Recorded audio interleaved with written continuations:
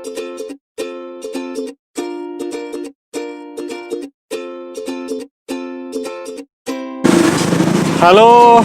konco album Sastra Jawa.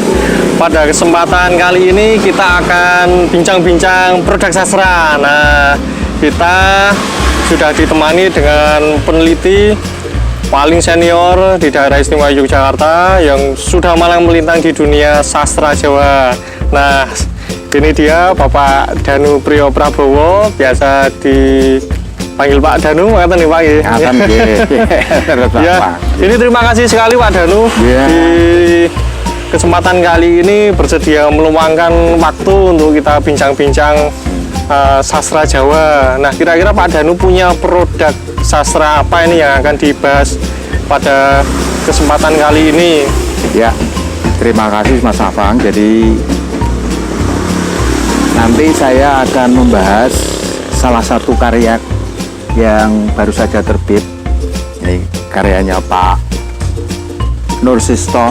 Wih, Pak Nursisto, ya. Judulnya apa ini, Pak? Ini judulnya Derdah Bekakak Gamping. Derdah Bekakak Gamping. Ya. Ini salah satu novel tahun 2018 masuk nomine lomba penulisan novel yang diselenggarakan oleh Dinas Kebudayaan Daerah Istimewa Yogyakarta. Ini menurut saya salah satu novel yang menarik, walaupun tidak masuk 5 besar tapi masuk nomine 15 besar perlu untuk dikemukakan di sini karena ini sangat menarik lah. Ada peristiwa-peristiwa sosial, peristiwa yang sangat jarang diangkat oleh novel-novel berbahasa Jawa. Gitu Mas Afang. Ya, berarti ini novel yang dilalui atau tercipta dari proses lomba ya sebenarnya Pak ya? Dari proses lomba dan melalui riset juga gitu. Melalui riset.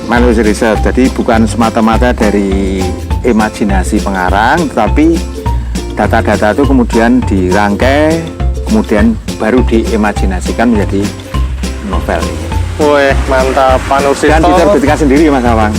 Diterbitkan sendiri. Diterbitkan sendiri gitu. Dengan uang sendiri. Dengan uang sendiri. Wih, berarti kalau sastrawan Jogja itu ya mandiri ya Pak ya? Mandiri. Dan kabar baiknya, ya, walaupun diterbitkan sendiri, novel ini laku dijual gitu. Karena ceritanya juga menarik. Iya. Ceritanya menarik. Nah, oke, para penonton dimanapun Anda berada. Nah, tadi kita sudah mendiskusikan Pak Nursisto dengan novelnya Derdah Bekakak Gamping. Ya. Nah, sebelum kita bahas lebih lanjut, nah ini kita sedang berada di rumahnya Pak Danu, di kediamannya Pak Danu. Memang kan konsep kita natural. Memang rumah Pak Danu ini di desa. Wah, desa tapi depannya jalan raya. Nah, jalan terobosan. Kalau lewat selatan mungkin dekat bandara itu macet rame, rame lah. Ini jalan alternatifnya. 1 kilo dari bandara. 1 kilo dari bandara baru, bandara Iya. Ya. Jadi kalau di belakang ada motor, terus nanti ada orang yang lalu lalang ya, ben wae ya Pak. Ya beginilah rumahnya. Ya, biar para penonton juga tahu kediaman dari Pak Danu seperti apa, kondisinya seperti apa, dan sangat welcome ya Pak ya untuk para yang ingin diskusi sastra. Diskusi sastra. Senang jadi sambang sastra. Ya gitu. Jadi monggo teman-teman nanti kalau satu waktu ada kesempatan bulan-bulan tempat saya, kita diskusi ngomong-ngomong tentang sastra Jawa. Wis, mantap. Mungkin sedikit-sedikit tentang budayaan Jawa. Wah, gitu. Oke, gitu, Mas Afang. Yeah. Lanjut Pak ke novelnya Nursisto, Derdah Bekakak Gamping, novel bahasa Jawa. Ini yang menarik dari novel ini apa Pak? Novel ini menceritakan satu proses perubahan sosial sebenarnya. Perubahan sosial. Ya, gitu.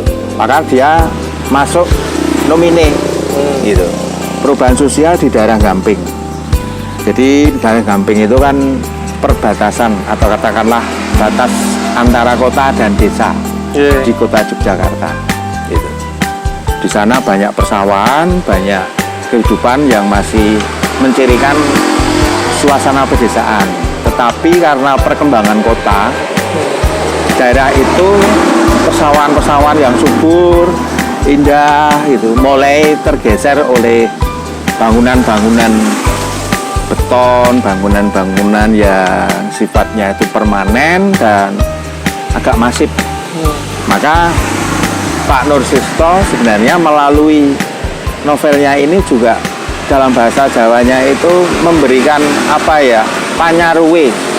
Panyaruwe itu sebenarnya kritik. Bagaimana sebenarnya kalau tempat itu di daerah Gamping itu akhirnya semuanya menjadi kota, atau katakanlah daerah itu akhirnya menjadi kota. Sawah-sawahnya yang bagus, hijau, menarik menjadi kota. Nah, itu terjadi konflik-konflik sosial di situ. Jadi penguasaan oleh orang-orang kaya terhadap tanah-tanah persawahan yang ada di daerah Gamping. Itu yang ingin diungkapkan oleh Pak Nursisto. Otomatis karena ini sebuah karya sastra, pengemasannya melalui cara yang tidak langsung. Jadi bukan apa ya, potret sosial semata-mata, tapi ini adalah satu pengimajinasian oleh seorang pengarang bagaimana supaya hal-hal yang negatif yang kemungkinan bisa terjadi di daerah lain, cara antisipasinya bisa ditemukan. Itu kira-kira masalah. Ya.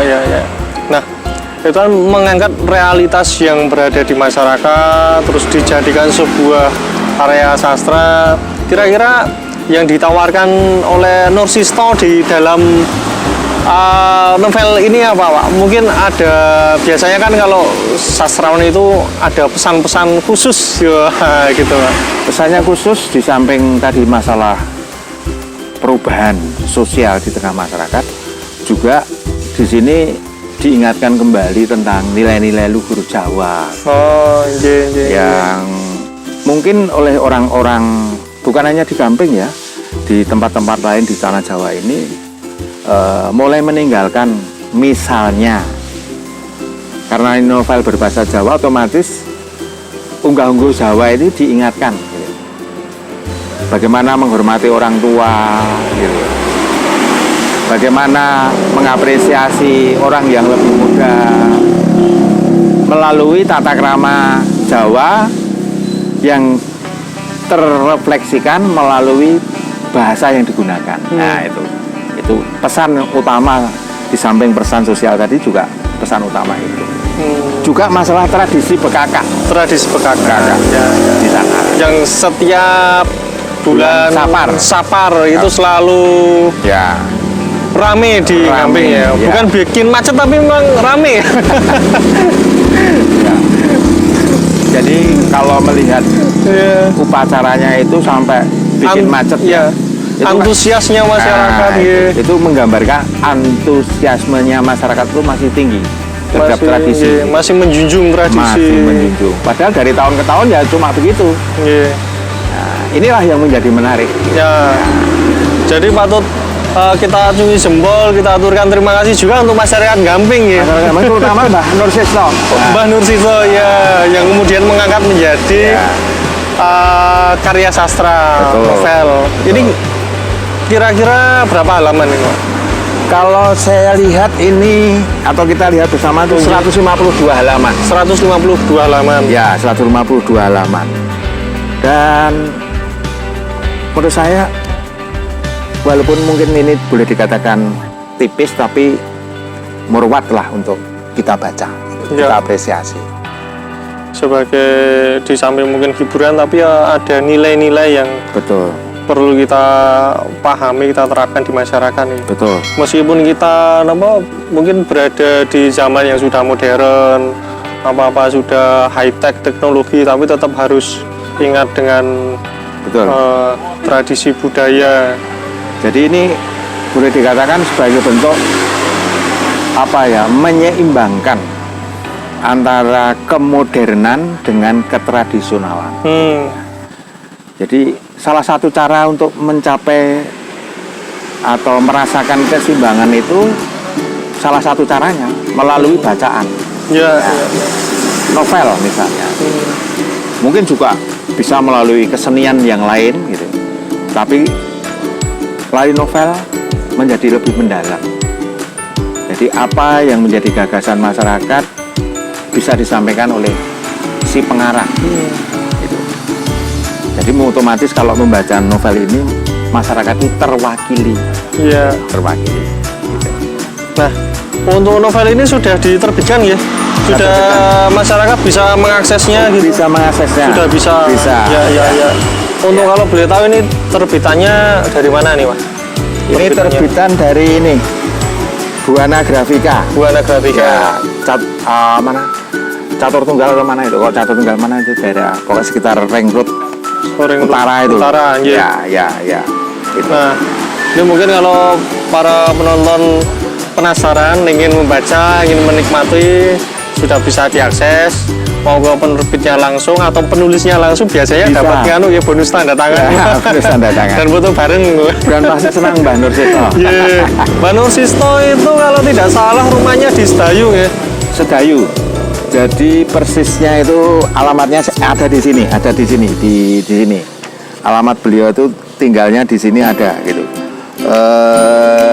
Di daerah mana ya ini, dekat ini loh Mas, SMA Universitas Mercu Buana, sebelah utara Mercu Buana. Berarti Mercu Buana ke utara. Iya, kira-kira 1 kilo lah dari situ. 1 kilo. Tapi gampang kok, sudah terkenal orangnya.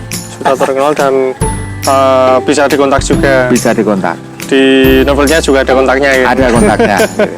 Ya. Nah, membahas tentang novel Jawa, mungkin sisi lain dari kita membahas Nursisto dengan novelnya ini, Pak. Kalau novel Jawa untuk pergerakannya seperti apa, Pak? Maksudnya gimana? Daerah Istimewa Yogyakarta. Daerah Istimewa Yogyakarta. Ya ini terus terang aja ya. Sejak 2016. Ya, greget sastra Jawa kan mulai bangkit lagi. Terutama setelah ada Jawa ya. Ya terus terang aja. Ada Danais. Kemudian 2017 Dinas Kebudayaan Daerah Istimewa Yogyakarta menyelenggarakan lomba penulisan novel berbahasa Jawa. Dengan hadiah, dengan hadiah yang belum pernah terjadi di tempat-tempat lain. Boleh ya saya sampaikan?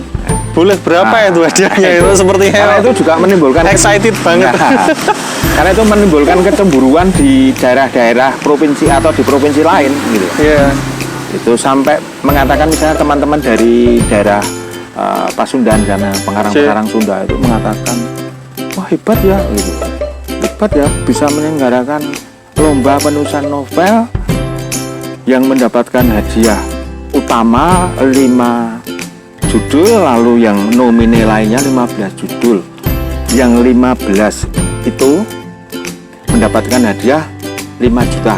5 nah juta. ini dan ini termasuk ini. Oh berarti ini? Ya ini memang tidak masuk yang 5 besar. Tidak juara tapi dapat 5 juta. 5 juta. Karena menarik. Lalu yang lain itu kan yang juaranya berarti dapat berapa ini? 20 juta. 20 juta. 20 juta. 200 halaman menurut saya satu hal yang sangat membombong, membanggakan untuk para penulis. Maka sejak 3 tahun atau 4 tahun yang lalu greget itu mulai tampak di Yogyakarta. Ya mungkin untuk sementara ini karena campur tangan Dinas Kebudayaan itu real memberikan satu kontribusi untuk menghidupkan sastra Jawa dalam bentuk buku. Terutama buku-buku yang terseleksi ya, bukan buku-buku yang asal terbit, tapi buku-buku yang terseleksi melalui jalur seleksi. Sampai sekarang sudah dihitung berapa? Kalau 2017, 2018, 2019 2020 kan juga ada nih. Iya. Ya. Berarti sudah tahun keempat ini ya. Tahun keempat itu kan luar biasa untuk buku-buku yang terseleksi ya, untuk novel-novel yang terseleksi. Belum novel-novel atau karya-karya yang lain dalam bentuk misalnya cerita pendek atau cerita cekak, kemudian keguritan, kemudian yang ini apa mocopatan gitu. Iya. Mocopatan walaupun ditulis secara spasial pendek-pendek gitu, tapi kan terus terbit. Menurut saya ini di Jogja ini juga menggambarkan satu keseimbangan tadi yang disampaikan tadi, bahwa genre, jenis sastra Jawa modern dan tradisional itu berjalan bersama-sama.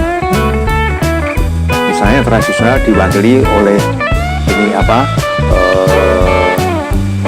mocopat Iya. yang lain tadi ada novel, drama, Iya. cerita cekak, keguritan dan seterusnya. Jadi gambarannya menurut saya semoga ini seterusnya lalu tidak tergantung oleh katakanlah dalam tanda petik ya insentif dari pemerintah saja gitu. Iya. Jadi harapannya ya ini sebagai pancingan saja mungkin. Pancingan. Nah, nanti para sastrawan-sastrawan ini bisa mandiri menerbitkan karyanya ya. Dan sebenarnya pancingannya juga sudah berhasil ya. Saya bukan artinya Dinas Kebudayaan sentris gitu ya. Banyak juga pengarang-pengarang yang sekarang bangkit menulis kemudian menerbitkan secara indie. Yeah. Secara indie. Apakah itu dalam bentuk antologi cerita pendek, cerita cekak, atau novel. Dan mereka menjualnya juga laku itu. Mereka katakanlah nggak pernah merasa mengeluh, wah bukuku rapayu gitu. Laku. Tetap ada pasarnya, pasarnya, ya. tetap ada pembaca yang Ada setianya ya. Ada ya. Ya memang untuk geguritan, karena geguritan itu bahasanya sangat khas ya. Penerbitannya juga terus bermunculan, tetapi kalau bicara tentang nilai ekonomisnya banyak yang kurang laku, tetapi nilai estetiknya tidak kalah. Oke. Ya. Nah, ini mungkin sebagai penutup Pak. Nah, boleh dong dibacakan sedikit tentang novelnya Pak Nursisto ini. Mungkin ada kalimat-kalimat yang khas, yang kuat dari Pak Nursisto itu. Yeah. Kebetulan novel ini saya yang mengedit ya. Oh, gitu. Ya, Wah, berarti kebetulan. sudah Ya. baca berulang kali nih. Tetapi saya bukan seorang pembaca ya. Pembaca yang baik seperti Pak Abbas CH. Ya. Gitu. Tapi saya berusaha untuk membaca sebaik mungkin. Setidak-tidaknya jadi pesan novel ini sampai. Ini kebetulan saya potong saja langsung ke halaman 37. Mengenai tadi tradisi PKK. Yeah. Ya, tradisi PKK itu yang berkaitan dengan apa mitos di Yogyakarta. Ya, saya bacakan ya Mas ya. Yeah. Begini. Ya wis semene dhisik omong-omong bab kasarasan, sesuk disambung maneh. Sabanjure kaya sing tak catur ing perangan awal patemon iki, aku kang kajibah kudu miterangake marang para ngamuda ing babagan riyayan bekakak. Kurang luwih kelakone, asal usule lan bab kang magepokan bisa tak jlentrehake kaya ing ngisor iki. Bukani dalan alur cerita. Upacara adat ing sasi Sapar kanthi mbeleh bekakak iku satemene mujudake legenda cerita keparjuritan kang nggambarake semangat kepahlawanane Kyai Irasuta karo Nyai Irasuta. Denjayeng ngadani andaran. Sabanjure kanthi jlentreh kawedhar menawa miturut mitos Jawa kuno. Ing biyene ana penganggep menawa sasi Sapar iku kegolong ing sasi kang awatek cedhak karo tuwe kahanan sial lan gawe kapitunan mungguwe wong Jawa. Ana ing sasi kasebut, sasi Sapar, akeh prastawa kaya dene kecelakaan, akeh pagebluk, kanthi akeh nggawa kurban, dumadine karusakan lingkungan lan bab-bab liyane. Mula kanggone wong Jawa sasi Sapar klebu dadi sirikan tumandangi ing apa wae, yaiku bab-bab kang kapitung penting kaya mantu ngedekake omah, makarya kang nggawa risiko gedhe, apa dene kaya duwe kajatan plesir adoh lan sak pananggalane. Ngaten Mas. Iki ceritane ngoten. Dadi adewe niku kejaba ngerti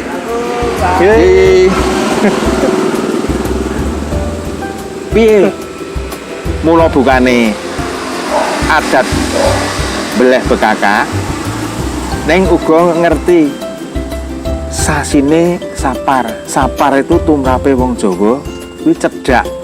Cedhak iki tegese ora kabeh. Ngaten to Mas? Nggih. Kalian bab-bab utawi perkawis-perkawis awon. Mila lajeng dipun kirangi. Menawi saged dipun endani. Dados mboten namung wulan sura, nggih. Nanging wulan Sapar ugi dados perkawis utawi wulan ingkang kedah dipun saged-saged dipun sumenekaken rumiyin menawi kagungan kersa ingkang mirunggan. Gitu Mas Apang, basane rada mlipit. Wah, dalam sekali ini. Nah, untuk para penonton yang mungkin tadi noise sedikit dari pembacaannya Pak Danu, ya karena kita berada di alam terbuka, memang kita sengaja biar kita buat penasaran, nah biar membaca bukunya langsung. Iya, betul. Yeah. Nah, ini pembacaan nukilan novel Jawa karya Pak Nur Sisto, judul Dredah Bekaka Gamping, sekaligus mengakhiri perjumpaan diskusi kita yang membahas tentang produk sastra pada kesempatan ini. Semoga Anda tambah wawasan kalau novel Jawa ada loh yang judulnya Dredah Bekaka Gamping, dan ini novel baru terbit tahun 2020. Tahun 2020 masih hangat. Monggo langsung saja. Salam sahabat atau konco album sastra Jawa.